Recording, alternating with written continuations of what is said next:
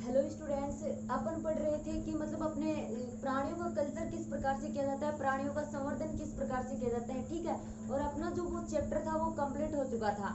आज अपन अपने next chapter पर डिस्कस करेंगे। ये अपना next chapter and last chapter भी है जूलॉजी का। ठीक है, 42 का जो चैप्टर है जिसमें हम डिस्कस करेंगे बायोमेडिकल टेक्नोलॉजी के बारे में। ठीक है, तो उनमें कुछ टेक्नोलॉजी, कुछ तकनीक दे रखी है। उनमें क्या बता रखा है कि किस प्रकार के रोग में किस प्रकार की जांच की जाती है। कुछ मशीनें दे रखी हैं, उन मशीनों के बारे में इंट्रोडक्शन दे रखा है कि भाई इस प्रकार की डिसीज हो जाती है तब इन मशीनों का यूज किया जाता है। ये अपने ब्रेन की जांच करती हैं। ये मशीन जो होती है अपने हार्ट की जांच करती है। इस प्रकार कुछ मशीन दे रखी है, उनके बारे में डिस्कस करना है अपने को। एंड अगर अपन एग्जाम से रिलेटेड अगर अपन बात करें तो अभी तक अपना जो ये सिलेबस चेंज हुआ है उसके बाद दो बार एग्जाम हुई है, तो दोनों बार इस लेसन से जो अपनी ये मशीन है इन मशीनों की फुल फॉर्म पूछी गई है। ठीक है, दोनों ही बार अपनी जो है टेक्नोलॉजी दे रखी है, तकनीकें दे रखी हैं अलग अलग प्रकार की। इन टेक्नोलॉजीज की फुल फॉर्म पूछी गई है एग्जाम के अंदर। तो इनकी जो फुल फॉर्म है वो बहुत ही इंपॉर्टेंट है, वेरी वेरी इंपॉर्टेंट है। आपसे पूछ सकते हैं वो टेक्नोलॉजी जो आपको पढ़ाई जाएंगी उनकी फुल फॉर्म क्या होती है, वो फुल फॉर्म आपको जरूर याद रखनी है।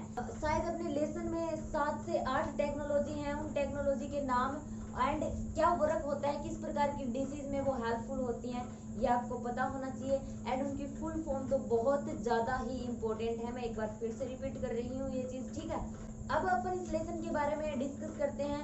अब आपने देखा होगा कि किसी भी प्रकार की कोई भी डिसीज हो जाती है, किसी भी प्रकार की कोई भी बीमारी हो जाती है, अपन डॉक्टर के पास जाते हैं। ठीक है, तो डॉक्टर क्या करते हैं, नॉर्मली बोलते हैं कि टेस्ट करवाना पड़ेगा लेबोरेटरी के अंदर। कभी बोलते हैं blood testing, urine testing and cough का जो परीक्षण होता है वो, और भी काफी ज्यादा परीक्षण होते हैं, टेस्ट होते हैं लैब के अंदर, वो टेस्ट अपन करवाते हैं।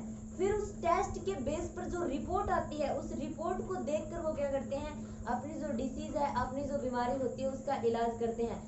तो इन्हीं टेस्टिंग के ऊपर अपन डिस्कस करेंगे, इन्हीं परीक्षण के बारे में अपन पढ़ेंगे कि किस प्रकार के परीक्षण होते हैं और कौन से परीक्षण के अंदर किसकी जांच की जाती है एंड किस प्रकार से की जाती है।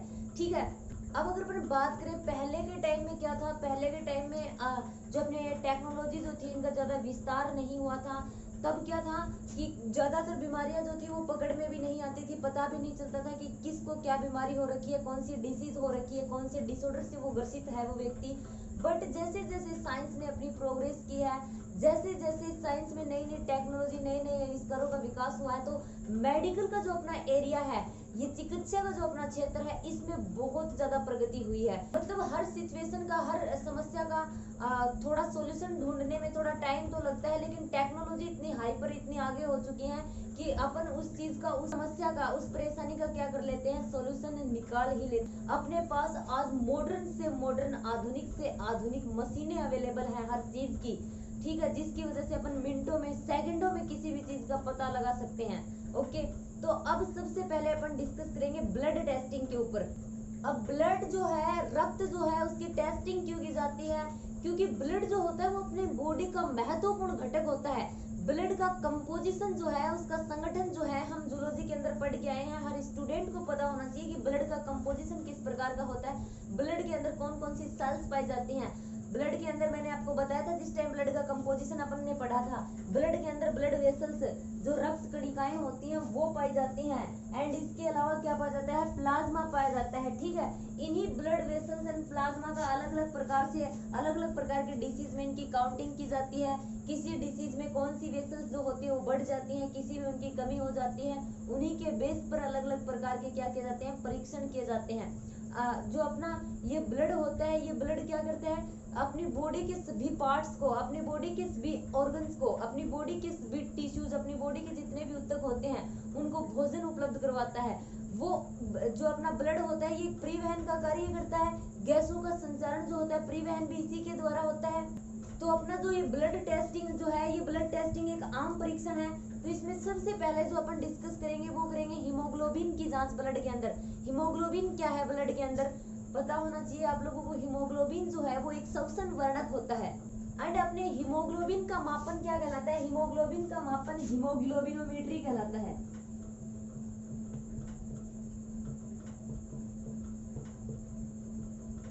ठीक है, हीमोग्लोबिन का मापन ही क्या होता है, हीमोग्लोबिनोमेट्री कहलाता है।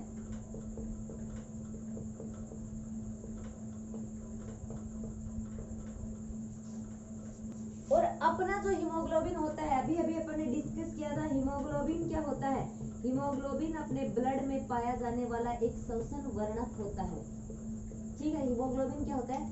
ब्लड में पाया जाने वाला श्वसन वर्णक। और अपना जो ये हीमोग्लोबिन है, अगर इसके केमिकल नेचर की अपन बात करें, इसकी रासायनिक प्रवृत्ति की अपन बात करें, तो ये क्या होता है? तो रासायनिक प्रवृत्ति में ये किस प्रकार का होता है? ये एक प्रकार की क्रोमोप्रोटीन होती है। ठीक है, अपना हीमोग्लोबिन जो होता है वो क्या होता है? एक प्रकार की क्रोमोप्रोटीन होती है। और जो किस में हेल्पफुल होती है? ये अपने O2 एवं अपने CO2 के परिवहन में, इनके O2 एंड CO2 का जो ट्रांसपोर्ट होता है उसमें हेल्पफुल होता है ये क्रोमोप्रोटीन। और इस O2 और CO2 के परिवहन के लिए, इस आवश्यक कार्य के लिए अपनी बॉडी के अंदर हीमोग्लोबिन जो है उसकी मात्रा, उसकी पूरी की पूरी मात्रा एक निश्चित अनुपात में होना बहुत जरूरी होता है। बिकॉज अगर इसकी मात्रा में कमी होगी तो क्या होंगे? इसके विपरीत कार्य के प्रभाव होंगे। जो अपनी बॉडी होगी उसमें O2 और CO2 का परिवहन वैसे नहीं हो पाएगा जैसे रेगुलर होना चाहिए। जितनी बॉडी को रिक्वायरमेंट होती है, अपनी बॉडी को जितनी CO2 और O2 की रिक्वायरमेंट होगी उतनी रिक्वायरमेंट कंप्लीट नहीं हो पाएगी अगर ब्लड के अंदर हीमोग्लोबिन कंप्लीट या फिर उतनी मात्रा में नहीं होगा जितनी मात्रा में ये होना चाहिए। और अपनी बॉडी के अंदर सामान्य से अगर कम हीमोग्लोबिन होती है तो किसका घातक होती है? उसको क्या बोला जाता है? उसको रक्ताल्पता बोला जाता है। ठीक है, उसको क्या बोलते हैं? रक्ताल्पता। इस रक्ताल्पता को इंग्लिश में क्या बोला जाता है? एनीमिया। और अपना जो ये हीमोग्लोबिन होता है इसकी मात्रा अलग अलग इंसान के अंदर अलग अलग होती है। जैसे पुरुष के अंदर इसकी मात्रा अलग होती है, महिला के अंदर अलग होती है। पुरुष के अंदर लगभग 15 ग्राम पर मिली तक होती है, महिलाओं के अंदर लगभग 13-14 ग्राम पर मिली के अंदर होती है। तो बच्चे जो होते हैं उनके अंदर इससे भी कम पाई जाती है। और हीमोग्लोबिन जो होती है अपनी, इस हीमोग्लोबिन का मापन जिस यंत्र के द्वारा किया जाता है उसको क्या बोला जाता है? हीमोग्लोबिनोमीटर बोला जाता है। हीमोग्लोबिनोमीटर। और ये हीमोग्लोबिनोमीटर किस प्रकार से वर्क करता है, किस प्रकार से फंक्शन करता है, किस प्रकार अपन इस हीमोग्लोबिनोमीटर से अपना ब्लड निकाल कर टेस्ट करेंगे, ये चीज अपन प्रैक्टिकली अपने लैब के अंदर देखेंगे। आपको अपना जो ये हीमोग्लोबिनोमीटर है ये अपनी लैब में हम दिखाएंगे भी, और ये प्रयोग भी, ये एक्सपेरिमेंट भी हम करेंगे कि ब्लड के अंदर किस प्रकार से हीमोग्लोबिन की टेस्टिंग की जाती है। आपका ही ब्लड निकाल के आपका ही क्या किया जाएगा? हीमोग्लोबिन का मापन किया जाएगा। ठीक है, अगर अपन इस हीमोग्लोबिन मीटर की बात करें तो किस प्रकार से होता है? इस प्रकार से होता है। इसके दोनों ओर क्या होती है? मानक नलियां होती हैं और बीच में क्या होती है? एक मापक नली होती है। इस मापक नली में क्या होता है? हीमोग्लोबिनोमीटर की एक पिपेट आती है। उस पिपेट से अपन अपने ब्लड को सोखते हैं, ब्लड लेते हैं, उसके अंदर वो ब्लड जो होता है इसमें ट्रांसफर कर दिया जाता है। इसमें HCl मिलाया जाता है, उसकी क्वांटिटी प्रैक्टिकल के टाइम आपको बताएंगे। और फिर क्या किया जाता है? इसको बार बार में हिलाया जाता है। और मानक नलियां जो होती हैं, मानक नलियों में एक कलर होता है, उस कलर तक इसको मैच किया जाता है। वो यहाँ पर उसके नंबर अंकित होते हैं, जो अपने हीमोग्लोबिन जो होती है उसकी मात्रा का यहाँ पर अंकन होता है साइड में। तो जहां तक अपना इस ब्लड का कलर इन मानक नलियों के कलर के बराबर हो जाता है तो वहां पर क्या होती है? वहां पर अपनी रीडिंग जो होती है वो नोट कर ली जाती है। ठीक है, अपन प्रैक्टिकली देखेंगे किस प्रकार से हीमोग्लोबिनोमीटर के द्वारा हीमोग्लोबिन की जांच की जाती है ब्लड के अंदर। अब जैसे कि अपन ने डिस्कस किया, ब्लड के अंदर हीमोग्लोबिन की मात्रा अगर कम हो जाती है तो उससे एनीमिया हो गया, फिर रक्ताल्पता हो जाता है। अब ब्लड के अंदर ये जो अपना हीमोग्लोबिन होता है या फिर इसकी मात्रा कम क्यों हो जाती है, अपने को रक्ताल्पता या फिर एनीमिया रोग क्यों हो जाता है? या तो दुर्घटना के इसमें बॉडी से ज्यादा ब्लड बाहर निकल जाता है, या फिर कुपोषण की वजह से, या फिर इसके और भी अनेक कारण हो सकते हैं। जैसे अपनी बॉडी में विटामिन या फिर लोह तत्व जो होता है, लोह तत्व की कमी हो जाती है, उस वजह से भी क्या हो जाता है? रक्ताल्पता रोग हो जाता है। अब इसके अलावा हीमोग्लोबिन की जांच के अलावा और भी टेस्ट किए जाते हैं ब्लड के अंदर। एक टेस्ट होता है TLC। TLC क्या होता है? TLC का मतलब होता है टोटल ल्यूकोसाइट काउंट। ठीक है, TLC का क्या मतलब होता है? टोटल ल्यूकोसाइट काउंट, मतलब ब्लड के अंदर कुल श्वेताणु की गणना। ठीक है, एक अलग एक्सपेरिमेंट होता है, उसमें क्या किया जाता है? अपने ब्लड के अंदर श्वेताणुओं की गणना की जाती है कि ब्लड के अंदर श्वेताणुओं की संख्या पर जितनी होनी चाहिए उतनी है या फिर नहीं है। और इन जो ये अपने ल्यूकोसाइट जो और अपनी जो ये श्वेताणु जो ब्लड के अंदर पाई जाती है बहुत ही इंपॉर्टेंट होती है। अपनी बॉडी के अंदर क्या करती है? एक सिपाही की तरह कार्य करती हैं। TLC वगैरह ये जो अपने श्वेताणु होते हैं, रक्ताणु जो होते हैं, कितने प्रकार के होते हैं, इनका क्या क्या वर्क होता है, ये बार बार बताने की चीजें नहीं है। अपन पहले डिस्कस कर चुके हैं इस टॉपिक के ऊपर कि कितने प्रकार के श्वेताणु अपने ब्लड के अंदर पाए जाते हैं, क्या क्या वर्क होता है, इनका क्या क्या फंक्शन होता है जूलॉजी के अंदर, ठीक है। तो हर स्टूडेंट को ये चीज याद रहनी चाहिए, जो अपने जो ब्लड होता है उसके अंदर कितने प्रकार के अपने श्वेताणु पाए जाते हैं एंड उनका अलग अलग वर्क होता है एंड अपनी बॉडी के अंदर उनकी अलग अलग मात्रा होती है, ठीक है। हर स्टूडेंट को इस चीज का पता होना चाहिए। तो अपना टीएलसी जो होता है इसमें क्या किया जाता है, श्वेताणुओं की टोटल संख्या जो होती है वो ज्ञात की जाती है। अपने ब्लड के अंदर श्वेताणुओं की टोटल संख्या कितनी होती है। और अपने श्वेत रक्ताणु कौन कौन से होते हैं तो आपको पता होगा, न्यूट्रोफिल्स, बेसोफिल्स, इयोसिनोफिल्स, लिम्फोसाइट्स, मोनोसाइट्स, ये सारे के सारे क्या है, ये श्वेताणु है। इन्हीं की काउंटिंग की जाती है क्योंकि ये रोगों के निदान में बहुत हेल्पफुल होते हैं।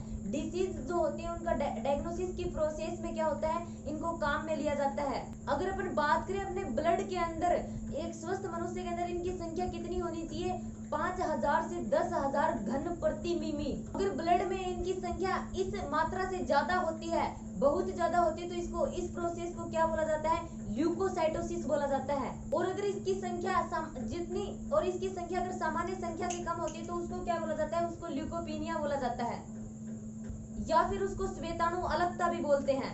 और अपनी बॉडी के अंदर कुछ विशिष्ट रोग होते हैं, उन विशिष्ट रोगों के अंदर ही क्या होता है, श्वेताणुओं की संख्या में कमी या फिर अधिकता आती है। जैसे ब्लड कैंसर जब होता है, रक्त कैंसर जब होता है, तब क्या होता है, बॉडी के अंदर इन श्वेत रक्त कणिकाएं जो होती है इनकी संख्या में क्या होती है, इनकी संख्या में बढ़ोतरी होती है, ये संख्या में ज्यादा हो जाती है। एंड इसके अलावा जो टाइफाइड, तपेदिक, खसरा, डेंगू, ज्वर, इस प्रकार की अगर डिसीज होती है तो उसमें क्या हो जाता है, अपनी बॉडी के अंदर ल्यूकोसाइट्स जो होते हैं इनकी संख्या कम हो जाती है। तो इस प्रकार इनकी संख्या काउंट करके ये अपन क्या कर सकते हैं, विभिन्न प्रकार के रोगों के डायग्नोसिस की प्रोसेस में, उनके निदान की प्रोसेस में ये हेल्पफुल होते हैं। टीएलसी के अलावा एक चीज और होती है, डीएलसी, डिफरेंशियल ल्यूकोसाइट काउंट जिसको बोला जाता है, विभेदक श्वेताणु गणना। इसमें क्या किया जाता है, इसमें तो टोटल ल्यूकोसाइट काउंट कर लिए जाते हैं, जितने भी श्वेताणु होते हैं सभी इसके अंदर गणना कर ली जाती है। बट इसमें क्या किया जाता है, इसमें विभिन्न प्रकार के श्वेताणु जो होते हैं उनकी गणना अलग अलग की जाती है। जैसे बेसोफिल, लिम्फोसाइट, न्यूट्रोफिल्स, मोनोफिल्स, इनकी संख्या क्या की जाती है, इनकी जितनी भी मात्रा होती है वो अलग अलग काउंट की जाती है, क्योंकि ये अलग अलग डिसीज के डायग्नोसिस की प्रोसेस में हेल्प करते हैं। कि कई बार क्या होता है, विशेष प्रकार के रोगों में विशेष प्रकार के जो अपनी श्वेताणु होते हैं इनकी संख्या में बढ़ोतरी हो जाती है, ठीक है। तो अपनी डीएलसी की जो प्रोसेस होती है वो टीएलसी से भी ज्यादा इंपॉर्टेंट होती है, ठीक है। मतलब अगर कई प्रकार के डिसीज की अगर अपन बात करें, अगर चिकन पॉक्स रोग हो जाता है ना, चिकन पॉक्स रोग में बेसोफिल की संख्याएं जो होती है वो ज्यादा हो जाती हैं। जबकि अगर किसी इंसान को कुकर खांसी या फिर काली खांसी जो होती है तो उस टाइम क्या होता है, शरीर के अंदर अपने लिम्फोसाइट जो श्वेताणु होते हैं उनकी संख्या में वृद्धि हो जाती है। और अगर किसी को ट्यूबरकुलोसिस या फिर क्षय रोग हो जाता है तो उस कंडीशन में क्या होता है, बॉडी के अंदर मोनोसाइटिस जो अपने श्वेताणु होते हैं उनकी संख्या में वृद्धि हो जाती है। इस प्रकार अगर अपने अलग अलग प्रकार से इन श्वेताणुओं की इनकी गणना करते हैं तो क्या होता है, अपने को अलग अलग प्रकार के डिसीज के निदान में ये हेल्प करती हैं।